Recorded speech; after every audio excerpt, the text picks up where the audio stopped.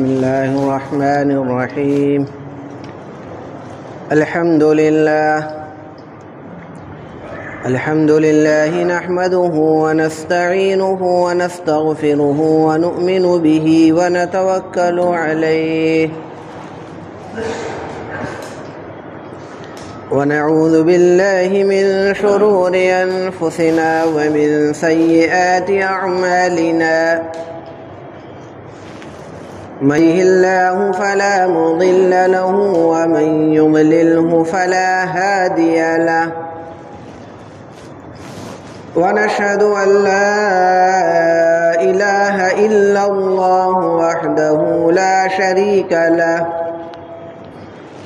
ونشهد أن سيدنا ونبينا ومولانا محمدا عبده ورسوله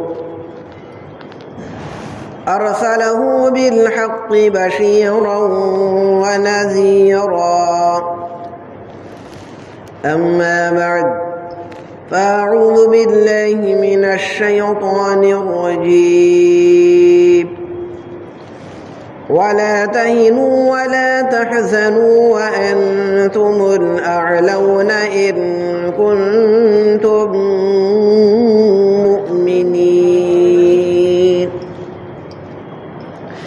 وقال تعالى ولا تيأسوا من روح الله إنه لا ييأس من روح الله إلا القوم الكافرون.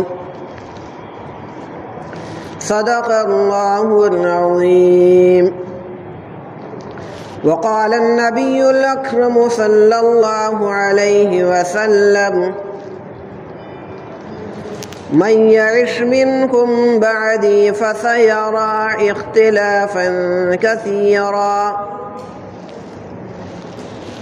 فعليكم بسنتي وسنة الخلفاء الراشدين أو كما قال عليه الصلاة والسلام. رب اشرح لي صدري ويسر لي أمري واحلل عقدة من لساني يفقه قولي.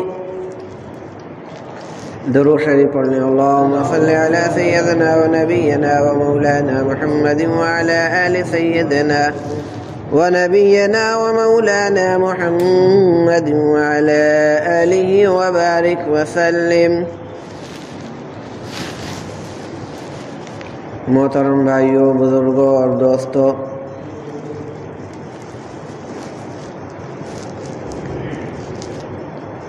گزشتہ جمعہ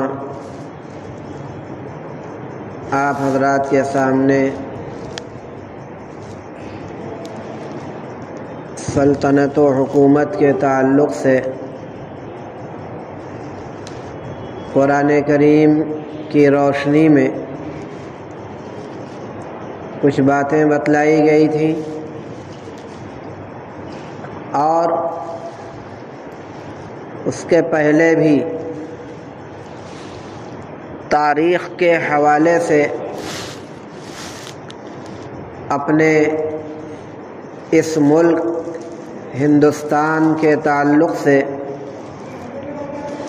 بتلایا گیا تھا کہ ہزاروں سال سے یہاں پہ مختلف مذہب کے ماننے والے لوگ زندگی گزارتے چلے آ رہے ہیں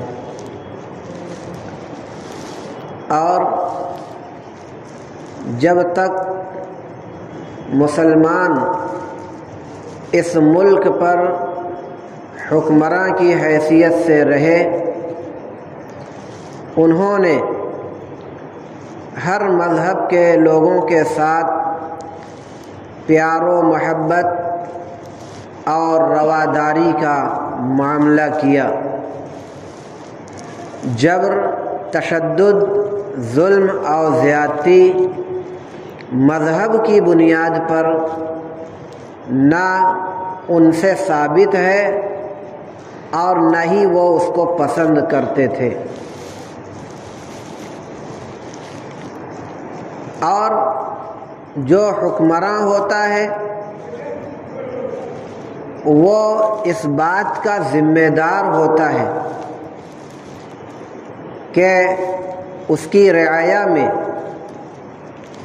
جتنے بھی مذہب کے ماننے والے لوگ ہیں سب کو مذہب کی حیثیت سے نہیں، مذہب کی نگاہ سے نہیں، بلکہ انسانیت کی نگاہ سے دیکھنے کا حکم دیا گیا ہے، اور وہی حکمراں کامیاب ہوتا ہے جو تمام رعایا کو انسان کی نگاہ سے دیکھتا ہے، انسانیت کے چشمے سے دیکھتا ہے، اور انسانیت کے چشمے سے جب ساری رعایا کو دیکھے گا تو ظاہر ہے کہ رعایا کو حکمراں سے کوئی تکلیف نہیں ہوگی، امن و امان ہوگا، چین سکون کی لوگ زندگی گزاریں گے، رعایا بھی حکومت کا حق ادا کرے گی، اور دونوں طرف سے معاملہ ٹھیک ٹھاک چلتا رہے گا، جس کی اس دنیا کے اندر نہ جانے کتنی مثالیں پیش کی جا سکتی ہیں کہ جس ملک کے اندر اس اصول پر عمل کرتے ہوئے حکمرانی ہوئی وہاں کی رعایا کے اندر کامیابی ہوئی، خوشحالی ہوئی، چین سکون کا بول بالا رہا، امن و امان کا ڈنکا بجتا رہا۔ اس میں ہمارا یہ ملک بھی شامل ہے کہ ہزاروں سال تک حکومت کرنے کے باوجود یہاں پہ مذہب کی بنیاد پر کسی بھی غیر مسلم کے ساتھ ایسا بیجا سلوک نہیں کیا گیا، اور اس اصول اور ضابطے کے مطابق حکمرانی چلتی رہی۔ اب سوال یہ ہے کہ جب اتنا سب کچھ ٹھیک ٹھاک چلتا رہا تو پھر حکومت ختم کیسے ہوئی؟ تو اس کا جواب بھی میں پہلے ہی دے چکا ہوں کہ بھائی دنیا کی کوئی بھی چیز ہمیشہ رہنے کے لیے تو آئی نہیں ہے، جتنی حکومت، جتنی سلطنت، جتنے لوگ، جتنی ساری چیزیں فنا ہونے والی ہیں، ہر چیز کا عروج کے بعد زوال یقینی ہے، تو اس کے اندر بھی زوال ہوا، کچھ نہ کچھ ظاہری اسباب ہوتے ہیں، اللہ کی جب مشیت اور مرضی ہوتی ہے تو اس کے اندر زوال آتا ہے، اور یہ بھی من جانب اللہ ہی ہوا کرتا ہے، جیسا کہ قرآن کریم کی وہ بہت مشہور آیت میں برابر پڑھتا رہتا ہوں، آج بھی پڑھ رہا ہوں۔ اللہ تعالیٰ نے تیسرے پارے میں جو فرمایا قُلِ اللَّهُمَّ مَالِكَ الْمُلْكِ تُؤْتِي الْمُلْكَ مَن تَشَاءُ وَتَنزِعُ الْمُلْكَ مِمَّن تَشَاءُ وَتُعِزُّ مَن تَشَاءُ وَتُذِلُّ مَن تَشَاءُ، کہ اے اللہ، اے مالک الملک، تو جس کو چاہے حکومت و سلطنت عطا فرما دے اور جس سے چاہے چھین دے، اور سلطنت و حکومت کا عطا کرنا اس بات کی دلیل نہیں ہے کہ وہ اللہ تعالیٰ کے یہاں بہت محبوب اور پسندیدہ ہے۔ اسی طریقے سے سلطنت و حکومت اگر کسی کی چھین لی گئی تو اس کا بھی یہ مطلب نہیں کہ اللہ تعالیٰ کے ہاں وہ بہت مبغوض تھا، اللہ کے ہاں اس کی کوئی حیثیت نہیں تھی، اللہ تعالیٰ اس کے اوپر بہت غصہ ہوئے، یہ بھی کوئی ضروری نہیں۔ کچھ نہ کچھ اسباب ہوتے ہیں جو عروج و زوال دونوں کا سبب بنتے ہیں۔ ہمارے یہاں اس ملک کے اندر جیسا کہ صوبہ اتر پردیش میں بھی اور دیگر ریاستوں میں بھی اسمبلی انتخابات ہوئے، اور یہاں اتر پردیش کے اندر بھی جو انتخاب ہوا، جو الیکشن ہوا، الیکشن کے جو نتائج سامنے آئے وہ آپ کے سامنے، آپ کو معلوم، اللہ کی یہی مرضی تھی۔ جو نظام تھا ووٹ دینے کا ای وی ایم کے ذریعے سے، ووٹ دینے والوں نے ای وی ایم کے اوپر اپنا بٹن دبایا، یہ تو دنیاوی اعتبار سے ہوا، ایک نظام تھا، اس نظام کے تحت ہوا۔ لیکن ایک دوسرا بٹن اور ہے، وہ ہے تقدیر کا۔ ای وی ایم کا بٹن تو ہمارے ہاتھ میں ہے، تقدیر کا بٹن کس کے ہاتھ میں ہے؟ اللہ تعالیٰ کے ہاتھ میں۔ اللہ کو جو منظور ہونا تھا وہ ہوا، ہمیں اللہ کی رضا پر راضی ہونا ہے۔ دنیا میں ہوتا ہے، ایسے حالات آتے ہیں۔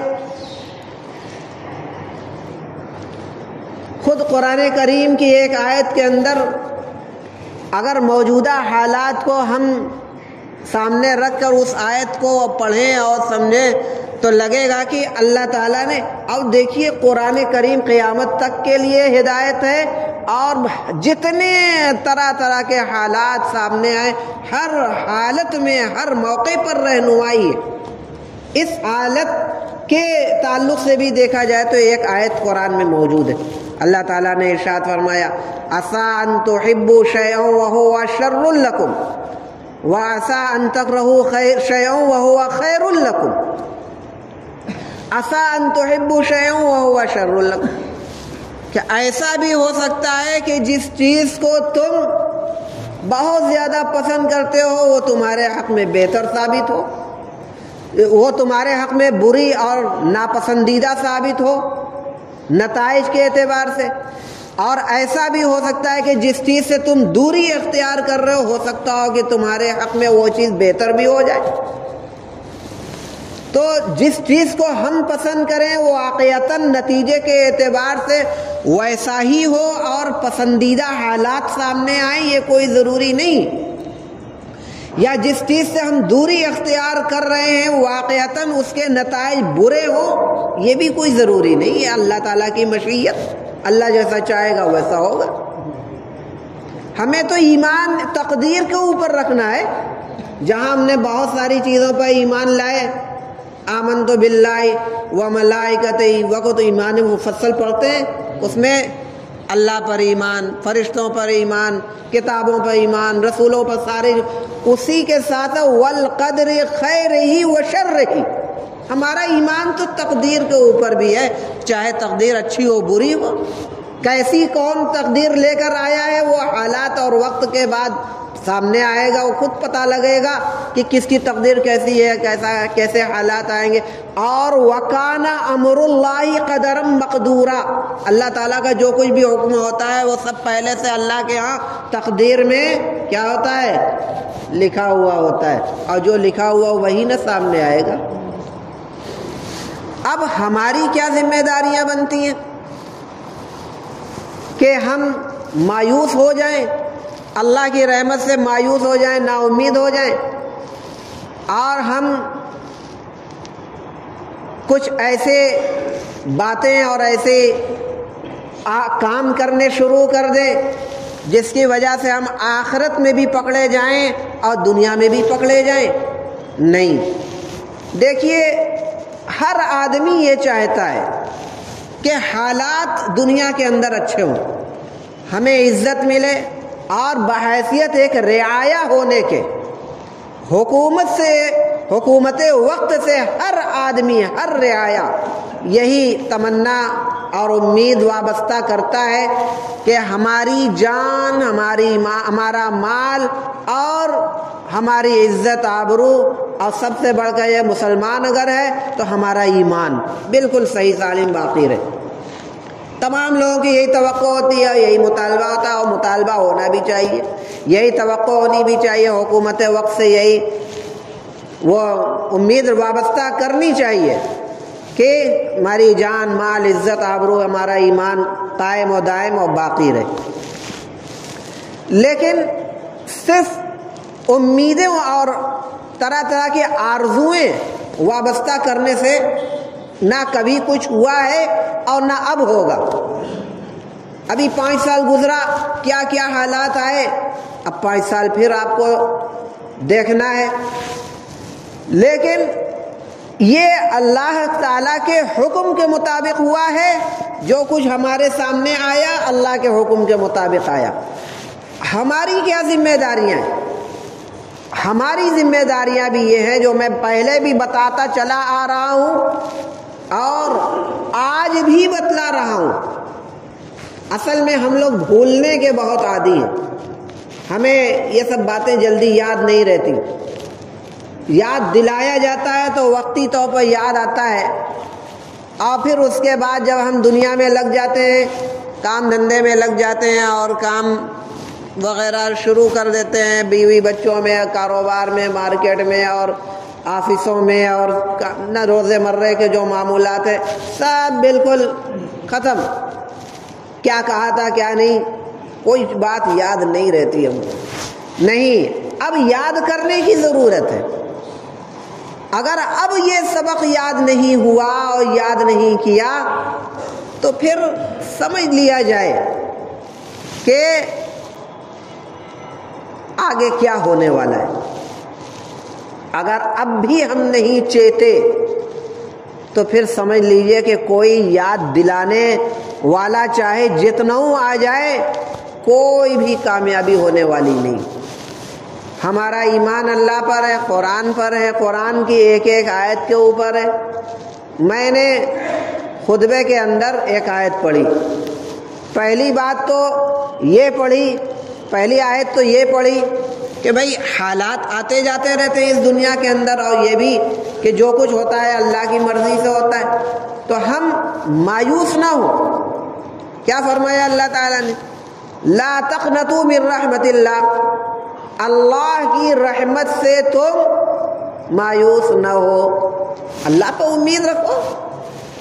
یہ اللہ کا فیصلہ جو تھا وہ ہمارے سامنے آیا، ٹھیک ہے، ہم اس پر راضی ہیں، لیکن اللہ کے ساتھ بھی ہماری امیدیں وابستہ ہیں کہ اللہ نے یہ فیصلہ کیا ہے تو اس فیصلے کے پیچھے یقیناً ہمارے لیے خیر ہوگا۔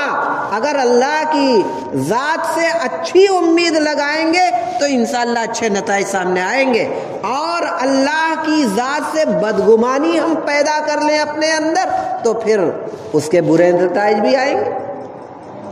تو بدگمانی نہیں کرنی ہے اللہ کی ذات سے، اللہ سے حسن ظن رکھا جائے۔ اللہ کا فیصلہ تھا،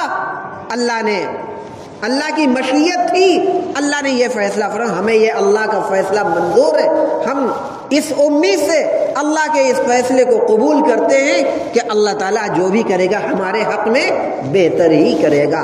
اللہ تعالیٰ وما هو وَلَيْسَ بِظَلَّامٍ لِّلْعَبِيدِ، اللہ تعالیٰ بندوں کے اوپر ظلم کرنے والا نہیں ہے۔ اللہ تعالیٰ تو ارحم الراحمین ہے، جو کچھ کرے گا نتیجے کے اعتبار سے وہ ہمارے حق میں بہتر ہوگا۔ اور ایک جگہ فرمایا اللہ تعالیٰ نے وَلَا تَيْأَسُوا مِن رَّوْحِ اللَّهِ إِنَّهُ لَا يَيْأَسُ مِن رَّوْحِ اللَّهِ إِلَّا الْقَوْمُ الْكَافِرُونَ، کہ تم اللہ کی رحمت سے مایوس نہ ہو۔ اللہ کی رحمت سے مایوس وہی ہوتے ہیں جو کافر ہوتے ہیں۔ کفار کا یہ شیوا ہے کہ اللہ کی رحمت سے مایوس ہو، تو ایمان والے ہیں، ایمان کی دولت سے اللہ نے مالا مال فرمایا، تو ہم اللہ کے فیصلے کو بھی قبول کریں۔ اسی کا نام ہے راضی برضا ہونا۔ یہ ایک بہت سعادت مندی کی بات ہے کہ مومن بندہ اللہ کے ہر فیصلے پر راضی ہوتا ہے، چاہے اس کی عقل کے اعتبار سے اچھا سمجھ میں آوے، برا سمجھ میں آوے، چاہے جیسا اس کو لگے، اللہ کا حکم ہے ہم گلے لگاتے ہیں، ہم اسے بصر و چشم قبول کرتے ہیں، اس امید کے ساتھ کہ یقیناً اللہ اس میں ہمارے لیے خیر پیدا کرے۔ اور اللہ تعالیٰ خیر کیسے پیدا کرے گا، اس کے لیے بھی ہمیں کچھ کرنا ہوگا۔ یوں ہی نہیں اللہ کی طرف سے خیر نازل ہوگا، بلکہ اس کا بھی کچھ علاج اللہ تعالیٰ نے بتلایا کہ میری جانب سے خیر کی امید رکھتے ہو تو تمہیں بھی تو کچھ کرنا ہوگا۔ تم چاہو کہ بس ایسے ہی بیٹھے رہو، عمل کے نام پر کچھ نہ کرو اور لمبی لمبی امیدیں اللہ تعالیٰ سے وابستہ کیے رہو، نہیں، سن لو، اللہ تعالیٰ تمہارا محتاج نہیں ہے بلکہ تم اللہ کے محتاج ہو۔ ہم اللہ کے محتاج ہیں، ہمیں اللہ کے بتائے ہوئے اصول، ضابطے اور اس کی مرضی کے مطابق ہم زندگی گزاریں گے تو اللہ کی رحمتیں نازل ہوں گی۔ اور اللہ کا وعدہ ہے، بہت مشہور آیت میں برابر پڑھتا رہتا ہوں، آج پھر حالات کے پیش نظر پڑھ رہا ہوں، اور یہی میں نے تھوڑی دیر پہلے کہا تھا کہ پچھلا سبق ہے یہ، ایسا نہیں ہے، یہ کوئی نئی چیز آپ کے سامنے نہیں پڑھنے جا رہا ہوں۔ قرآن کریم کی یہ آیت ہے، بارہا آپ نے یہ سنا ہوگا اس قسم کے حالات کے موقع پر، بڑی مشہور آیت ہے۔ اللہ نے ارشاد فرمایا ان اللہ لا یغیر ما بقوم حتی یغیروا ما بانفسہم، ان اللہ لا یغیر بقوم حتی یغیروا ما بانفسہم، کہ اللہ رب العالمین کسی قوم کی حالت کو اس وقت تک نہیں بدلتا جب تک کہ وہ قوم خود اپنے اندر کچھ تبدیلی نہ پیدا کر لے۔ بتاؤ یہ کوئی نئی آیت ہے؟ میں نے خود اسی منبر پر نہ جانے کتنی مرتبہ یہ آیت پڑھی ہوگی، آج پھر پڑھ رہا ہوں تبرکاً، اور اس بنا پر کہ اس کی برکت سے میرے اندر بھی عمل کا جذبہ پیدا ہو، آپ کے اندر بھی عمل کا جذبہ پیدا ہو۔ ان اللہ لا یغیر ما بقوم، کسی بھی قوم کی حالت اللہ تعالیٰ اس وقت تک نہیں بدلتا جب تک کہ اس قوم کے اندر خود کوئی تبدیلی نہ پیدا کرنے کا جذبہ پیدا ہو۔ ایک اصول ضابطے کی بات، اگر ہم اپنے اندر حالات کی تبدیلی چاہتے ہیں تو ہمیں اپنے اندر کی تبدیلی کرنی ہوگی، یقیناً اللہ کی طرف سے حالات بدلے جائیں گے۔ حالات کی تبدیلی ہے اللہ کے ہاتھ میں، لیکن اپنے آپ کے اندر بدلاؤ اور تبدیلی لانا یہ تو اپنے اختیار میں ہے۔ پہلے ہم تو اپنا کام کریں، تب اللہ کی ذات سے امید وابستہ کریں۔ ہم اپنا نہ کام کریں نا، اور اللہ کی ذات سے یہ امید ہے کہ اللہ اپنا کام کرتا رہے اور ہم کچھ نہ کریں، نہیں، پہلے ہم اپنا کام کریں۔ دیکھیے توکل کا یہ مطلب نہیں ہوتا ہاتھ پیر ڈھیل دیا جائے۔ آدمی یہ سوچتا ہے کہ اللہ نے روزی کا وعدہ کیا ہے تو ہمارے منہ میں کھانا ڈالے گا اللہ تعالیٰ، کام کریں چاہے نہ کریں۔ بے شک یقیناً اللہ تعالیٰ اس پر بھی قادر ہے کہ بیٹھے بیٹھائے منہ میں نوالا چلا جائے، لیکن ایک اصول اور ضابطہ توکل کا یہ بتلایا ہے اللہ نے، اس کو ہمیں اختیار کرنا پڑے گا کہ پہلے عمل کرو، پہلے کوشش کرو۔ جائز اور حلال طریقے سے روزی تلاش کرنے کے لیے بھی تو کہا گیا، جہاں اللہ تعالیٰ نے یہ فرمایا کہ وما من دابۃ فی الارض الا علی اللہ رزقها، کہ زمین کے اوپر جتنے بھی چلنے والے سارے کے سارے جانداروں کی روزی کا ذمہ اللہ تعالیٰ نے لے رکھا ہے۔ تو یہ ایک طرف ہے، اور دوسری طرف یہ بھی تو کہا کہ فَإِذَا قُضِيَتِ الصَّلَاةُ فَانْتَشِرُوا فِي الْأَرْضِ وَابْتَغُوا مِنْ فَضْلِ اللَّهِ، کہ جب نماز پڑھ چکو تو زمین کے اندر پھیل جاؤ اور اللہ کے فضل کو یعنی روزی کو تلاش کرو۔ تو یہ اللہ کا حکم۔ اب اپنا کام ہم کریں، دکان لگاویں، ملازمت کریں، اور بہت سارے جائز حلال روزی کمانے کے جو راستے ہیں، ان حلال اور جائز روزی کمانے کے راستوں کو اختیار کریں۔ اس کے بعد اللہ سے امیدیں وابستہ کریں اور دعائیں کریں کہ اے اللہ ہمارے اختیار میں جو تھا وہ ہم نے کر لیا، اب اس میں کامیابی دینا، ترقی دینا، اور ہمیں روزی کہ راستے آسان پیدا کرنا، آسان کرنا۔ اے اللہ یہ تو تیرا کام ہے، میں نے اپنا کام کر لیا، اب تو بھی اپنا کام کر۔ تو اس طریقے سے یہ نظام چلتا ہے۔ اسی طریقے سے یہ جو حالات ہیں، اس حالات کے تعلق سے بھی یہی اصول اور یہی ضابطہ ہے کہ ہم اپنے اندر تبدیلی پیدا کریں، اور تبدیلی اپنے اندر پیدا کریں گے انشاءاللہ کوئی ایسی بات نہیں ہم اللہ تعالیٰ کو یاد کرنے والے بنے. سب سے پہلی بات ہے کہ مسجدوں کو آباد کرنے والے بنے. اپنی شکل صورت عمل کردار ساری چیزوں سے لگے کہ ہاں یہ مسلمان ہے. شکل صورت سے بھی نہ لگے کہ یہ مسلمان ہے، اور شکل صورت سے تو لگ رہا ہے لیکن عمل کے اعتبار سے نہیں لگ رہا ہے کہ یہ مسلمان ہے. ہر طریقے سے لگنا چاہیے نا.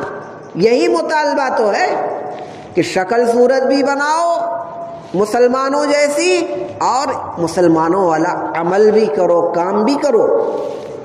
مسجدوں کو آباد کرو. مردوں عورتوں لڑکوں لڑکیوں سارے کے سارے لوگ اس حکم کے پابند ہیں. عورتیں گھروں کے اندر نمازوں کا اہتمام کریں، مرد مسجدوں میں جا کر مسجدوں کو قائم و دائم رکھیں، مسجدوں کو آباد کریں، ذکر کریں، تلاوت کریں، اللہ کے جو حقوق ہیں انہیں ادا کریں. تبدیلی کا یہی سب مطلب تو ہے. اللہ تعالیٰ کی طرف سے جو مطالبہ ہے کہ اپنے اندر پہلے تبدیلی پیدا کرو، تو ہم بھی تمہارے اندر تبدیلی حالات کے اندر کریں گے. تو یہی سب چیزیں تو ہیں کہ ہم اللہ کی طرف رجوع کریں، نمازوں کے ذریعے سے، توبہ کے ذریعے سے، استغفار کے ذریعے سے، اللہ کے حقوق کے ذریعے سے، اور اللہ کے بندوں کے بھی جو حقوق ہیں ان کے ذریعے سے بھی.